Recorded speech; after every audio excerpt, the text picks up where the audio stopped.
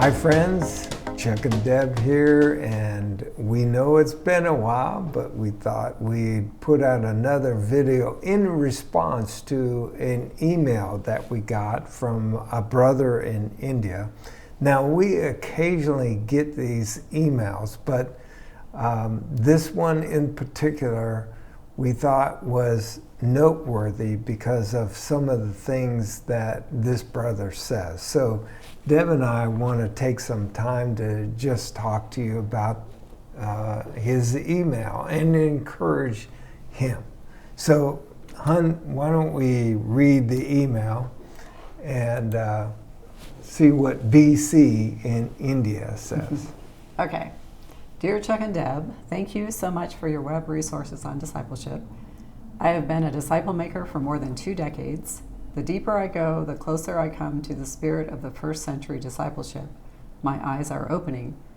The way is becoming narrower. I thank God for weaning me from the traditional one-man army style of church planting. I have been searching online for various resources for discipling those who turn to faith. In the month of March this year, around 500 new people responded to the gospel. We are preparing to disciple them in small groups. Kindly help us in the following areas. Please send me any resources on how to manage second and third generation disciples, how to keep the message undiluted when the movement grows bigger, how to organize/manage multiple generations of disciples and keep them in the network. Thanks. Yours in His Vineyard, BC. Now, it would be very tempting just to launch into answering his questions, but I thought, man, this email is so good. It's so rich, packed with full of insights that really would benefit him and other disciple makers. So one of the things that he says is that he's going deeper and looking more closely at the spirit of first century discipleship. His eyes are opening. So what do you think of when you think of that statement here, Han? Yeah, I think that's really good because, we are always trying to go back to the original source, which is Jesus, and to see how that was lived out when Jesus, left the earth, and, how did that look, and what did they do, and, it informs us maybe what we should be doing, what we, the example that we need to follow. Yeah.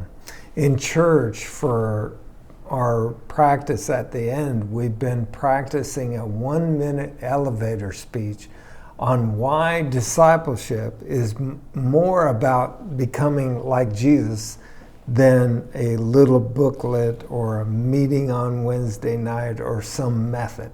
So we're diving deep into exactly what BC pointed out.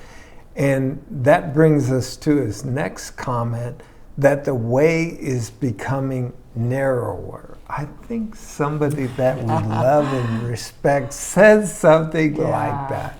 And I think, maybe a way that you can also communicate it is the way is becoming more simple. Mm-hmm. We're not trying to overcomplicate. Like we find that is an area that we have trouble with in many churches, is things are just too complicated. You have to have this in order to worship. You have to have paid for salaried person in order to do things, Mm-hmm. And actually, if you boil it down to the simplest, which is what Jesus modeled and what we see in Acts, you do find yourself becoming more narrow. Yeah. And Jesus himself said, "I'm the way, the truth, and the life. No one comes to the Father but through me. And I am the gate, the only way." So discipleship does become very narrow at that point. And we have the American duct tape mentality. If we can duct tape something else to this, pretty soon we got this big ball of monstrosity all duct taped to a very simple concept, like Jesus is discipleship, okay? And then he goes on to say, I thank God for weaning me from the traditional one-man army style of church planning. So. Oh, yeah. And this kind of addresses the priesthood of the believers. You know, Jesus talked about, you know, the kingdom of God is within you, you know, and it's like everybody can baptize, everybody can share the gospel, everybody can make disciples. And when you see things from that perspective, then, you know, there's so much freedom and things can go faster. Yeah. And, you know, when you look at how Jesus modeled ministry, he delegated things very quickly.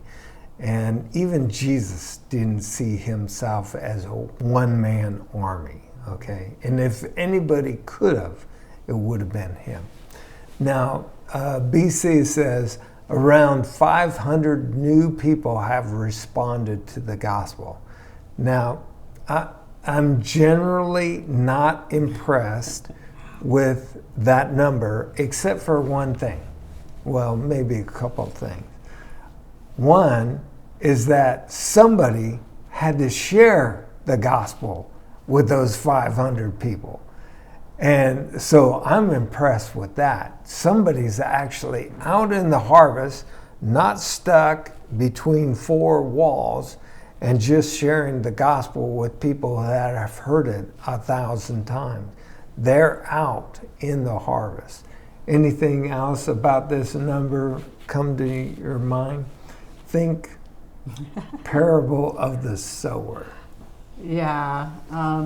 Okay. When I see that number, 500, I think about Jesus' parable of the sower, where some are going to be first soil, some are second, some are third, some are fourth.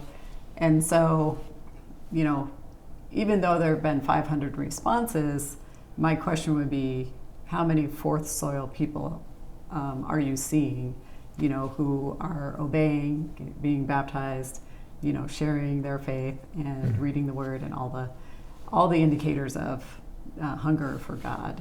And yeah. Yeah, so we don't want to minimize this. We want to celebrate it, but we want to celebrate it with soberness, because Jesus gives us that warning. Hey, not everybody that hears the gospel will be fourth soil. So, way to go, BC. That's tremendous. I'm glad you're training people to share the gospel, and they're in the harvest. Now, you asked for resources on how to manage the second and third generation of disciples. And so we're going to be a little tricky, where we're going to give you principles and then we'll move to the resources or tools. Because if we don't start with the principles, people get lost and start making up their own traditions. And we all know what Jesus thought about traditions that had lost their way. So what we're going to do is give you 7 resources. And how much do these resources cost? We have a zero budget church. No money involved. Yeah. So this is completely free. Now, we're giving them to you. Now, Jesus says, if you practice these 7 principles, it will cost you your life. So there is a cost associated with it. It's just not money. Yeah, it's obedience. Yeah. So what are the 7 principles that we're going to talk about in the next video? Yeah, we're going to talk about pointing disciples to Jesus, the Word, the Spirit, prayer, church, mission, and the first generation. All right. So this is how we're going to get traction for the second, third, and fourth generation and beyond by zeroing in on these 7 principles or elements. So, BC, way to go. You're doing a great job. For those others that are kind of eavesdropping on our conversation, hope this is helpful. And until next time, keep making disciples of Jesus.